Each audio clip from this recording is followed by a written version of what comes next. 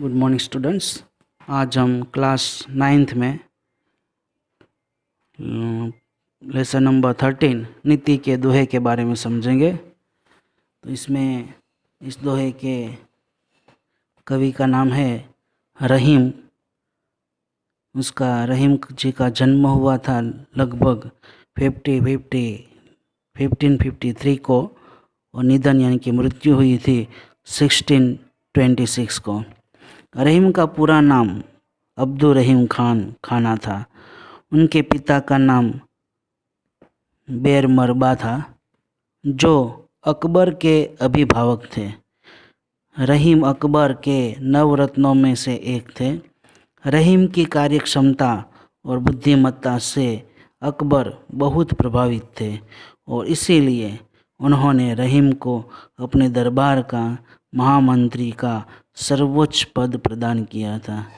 रहीम संस्कृत, अरबी, फारसी के विद्वान थे। दानी के रूप में बहु सुविख्यात हैं। जीवन के व्यवहारिक अनुभवों को उन्होंने अपनी सतसई में व्यक्त किया है।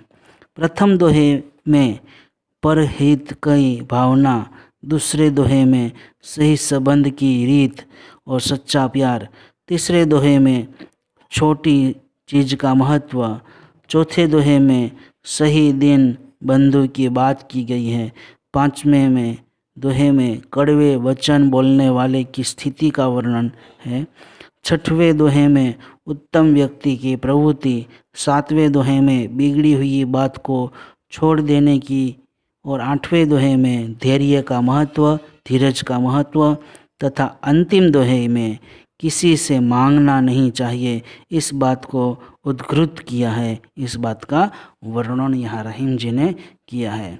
ठीक है स्टूडेंट्स, अब हम इस दोहे का अर्थ समझेंगे। दोहे में लिखा है पहले दोहे में कि तरवर फल नहीं खात है, सरवर पियह न पान, कही रहीम कर काज हित, संपत्ति सुच ही सुजान।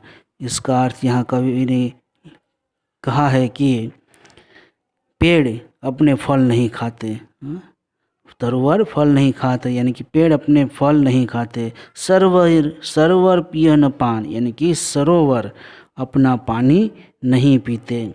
कहीं रहीम पर काज हित, संपत्ति सुच ही सुजान। इसका अर्थ है कि इसी प्रकार ज्ञानी पुरुष परोपकार के लिए यानी कि दूसरों के लिए ही धन संपत्ति का संग्रह करते हैं, अपनी धन संपत्ति का इकट्ठा करते हैं।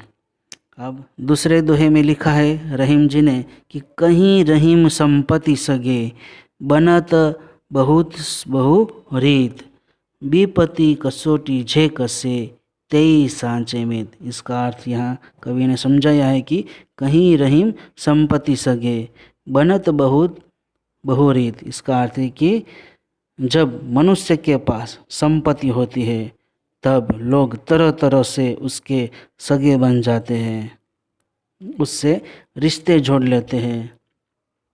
विपत्ति कसोटी जे कसे, तेई सांचे में। इसका अर्थ है कि लेकिन सच्चे मित्र तो वे हैं जो विपत्ति यानी कि मुश्किलों के समय साथ देते हैं।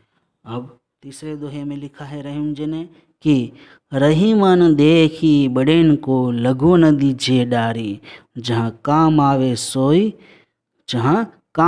सोई कहा करे तरवारी।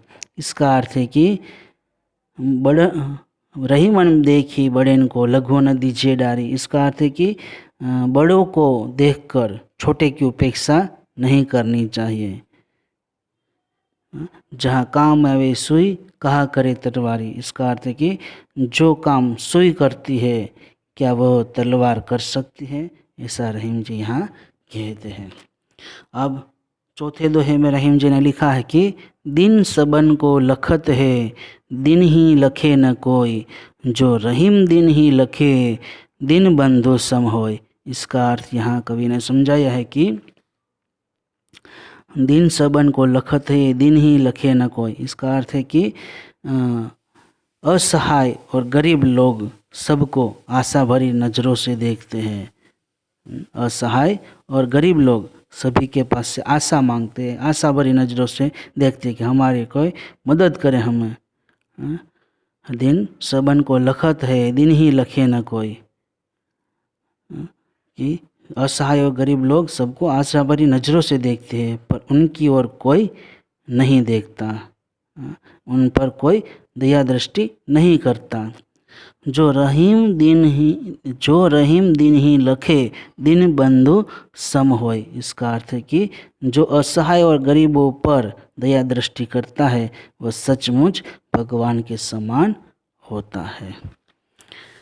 अब रहीम यहाँ 5वें दोहे में कहते हैं कि खीरा को मुँह काटी के मलियत नौन लगाए, रहीमन करुए मुखन की चाहिए यही सजाए। इसका अर्थ यहाँ कवि ने समझाया है कि खीरा को खाने से पहले, यानी काकड़ी या चिबड़ा, उसको कहते हैं खीरा। खीरा को खाने से पहले उसका सिर यानी कि ऊपर का भाग काटकर अलग कर देना चाहिए। खीरा को मुंह काट के मलियत नौन लगाए, उसका भाग ऊपर का काट कर अलग कर देना चाहिए। फिर उसके कटे भाग पर नमक मलना चाहिए, यानी कि नमक डालना चाहिए ऊपर के भाग पर।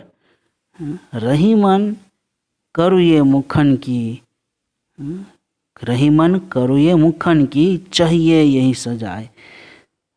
रहीम जी कहते हैं कि कड़वे मुख वालों को यही सज़ा मिलनी चाहिए, इस अपराध का यही दंड है, यानी कि कड़वे वाणी बोलने वालों की उसको ऐसी सजा ही देनी चाहिए। अब अगले दोहे में रहीम ने लिखा है 6ठे दोहे में कि जो रहीम उत्तम प्रकृति का करी सकत कुसंग, चंदन विष व्यापत नहीं लपटे रहत भुजंग। इसका अर्थ यहाँ कवि ने समझाया है कि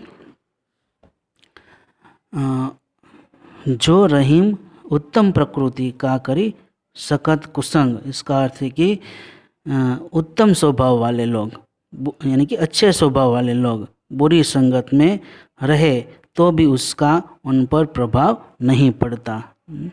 जो रहित उत्तम प्रकृति का करी सकत कुसंग, यानी कि जो उत्तम स्वभाव वाले जो लोग होते हैं, जो मनुष्य होते हैं अच्छे स्वभाव वाले, वो बुरी संगत में रहे तो भी उसका बुरे लोगों का प्रभाव उस पर नहीं पड़ता, उसका स्वभाव अच्छा ही रहता है।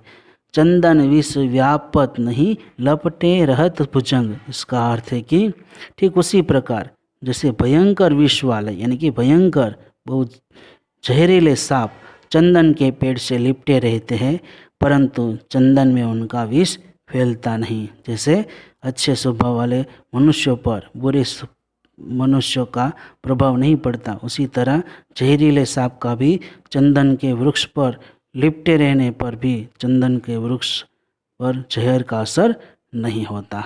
इस तरह यहाँ रहीम जी ने इस दोहे में समझाया है। अब आगे के दोहे में लिखा है रहीम जी ने कि बिगड़ी बात बने नहीं लाख करो किन कोई, रहीमन बिगर दूध को मथे बते न माखन होय। इसका अर्थ यहाँ कवि ने समझाया है कि बिगड़ी बात लाख प्रयत्न करने पर भी सुधर नहीं पाती। बिगड़ी बात बने नहीं लाख करो किन को, यानी कि बिगड़ी बात लाख प्रयत्न करने पर भी सुधर नहीं पाती। रहीमन बिगर दूध को मथे न माखन हो। इसका अर्थ है कि ठीक उसी तरह जैसे फटे दूध से जमाए गए दही को कितना ही मथा जाए उसमें से मक्खन नहीं निकलता, इसी तरह जो बिगड़ी हुई बात को लाख प्रयत्न करो तो भी सुधर नहीं सकती। अब आगे के दोहे में रहीम जी ने समझाया है कि रहीमन विपदा हूँ भली जो थोड़े दिन होय, हित अनहित या जगत में जानी परत सब कोय। इसका अर्थ यहाँ रहीम जी ने समझाया है कि रहीमन विपदा हूँ भली जो थोड़े दिन होय। इसका अर्थ है कि यदि आपत्ति थोड़े यानी कि मुश्किल या थोड़े समय के लिए हो तो अच्छी है, मुश्किल या थोड़े समय के लिए हो तो अच्छी है। हित अनहित या जगत में जानी परत सब कोई। इसका अर्थ है कि क्योंकि उस थोड़े से समय में हम समझ जाते हैं कि कौन हमारा हितकारी है और कौन अहितकारी है। इनकी बुरे समय में हमें पता चल जाता है कौन हमारा अच्छा सोचता है और कौन हमारा बुरा सोचता है, कौन हमें मदद करता है, कौन हमें मदद नहीं करता। अब लास्ट दोहे में, अंतिम दोहे में यहाँ रहीम जी ने लिखा है कि रही मन वे नर मर चुके, जे कहूँ मांगन जाही, उसने उनसे पहले वे मुए, जिन मुख निकसत नाही। इसका अर्थ यहाँ रहीम जी ने समझाया है कि वे मनुष्य तो जिंदा होते हुए भी मरे हुए हैं, जो दूसरों के दरवाजे मांगने जाते, जो दूसरों के घर मांगने जाते। रही मन वे नर मर चुके, जे कहूँ मांगन जाही।